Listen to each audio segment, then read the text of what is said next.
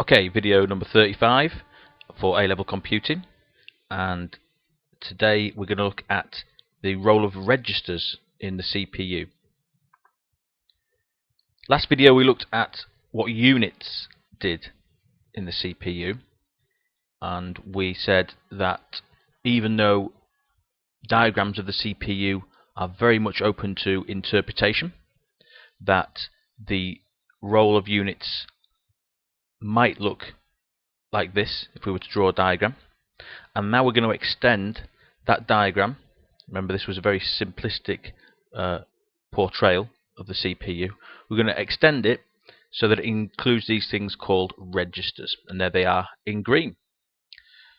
Registers are small memory spaces inside the processor, can each hold only single values, and are termed as either special registers or general registers, but a little bit more on that bit later. The first register we'll look at is the PC, the program counter, which lives inside the control unit. It keeps a check on where the next instruction is in main memory. It stores these instructions in order, and it tells the control unit where the next instruction is that needs executing.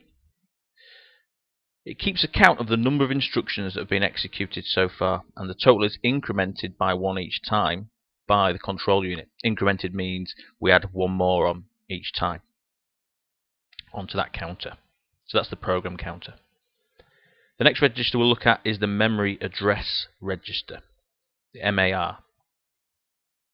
This temporarily stores the address of the next instruction that needs to be executed by the processor. So this time it's talking about addresses. Addresses are stored so that the control unit knows where in main memory to look for the next instruction. Addresses are put into the MAR by the program counter. So that's how the program counter and the MAR are linked. You can see that arrow there portrays that. Next one is the MDR, the memory data register.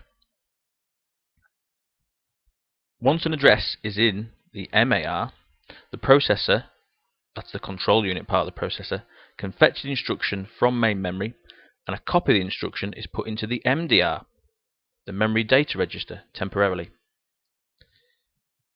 It then will go into the CIR, the current instruction register. So the current instruction register stores a copy of the instruction currently in the MDR. The copied instruction is then split into parts. One part is decoded by the control unit ready for execution.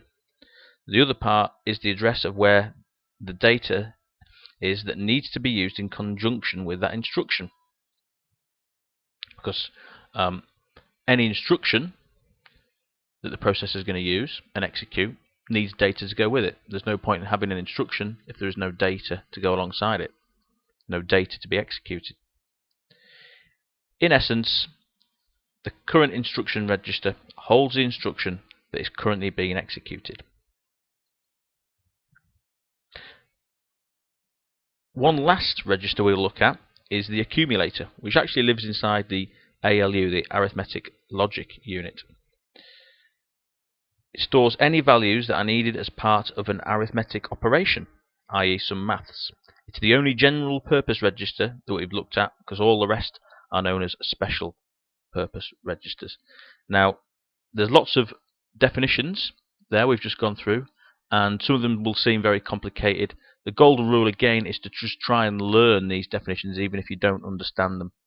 It's just important for the exam. If you get asked what does the program counter do, or what does the current instruction register do, then if you memorize the definitions, you'll be fine. Any further investigation that you want to do into registers, you might use something that is called the Little Man Computer simulation. And what you can see on the screen here is the use of memory banks and memory addresses, and the use of some of the registers we've talked about, such as the accumulator and the program counter, and you can simulate how these registers work. It basically simulates what we'll look at in future video, which is called the von Neumann computer architecture. We'll be familiar with lots of the terms in that diagram on the right there. You can find many implementations of the Little Man Computer simulation. There are lots of different versions of it across the internet. This one's probably the best one.